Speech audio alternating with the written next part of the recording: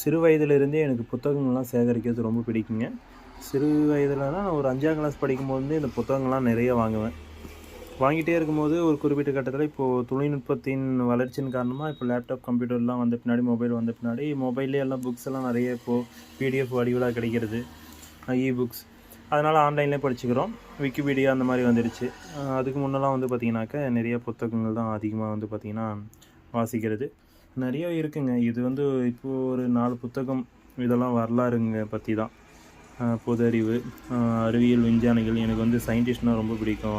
அறிவியல் அறிஞர்கள்லாம். அமெரிக்காவின் வரலாறு இது.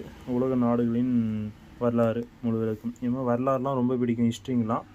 அதனால் இந்த வீடியோ வந்து அப்லோட் பண்ண விருப்பப்பட்டு அப்லோட் பண்ணுறேன்.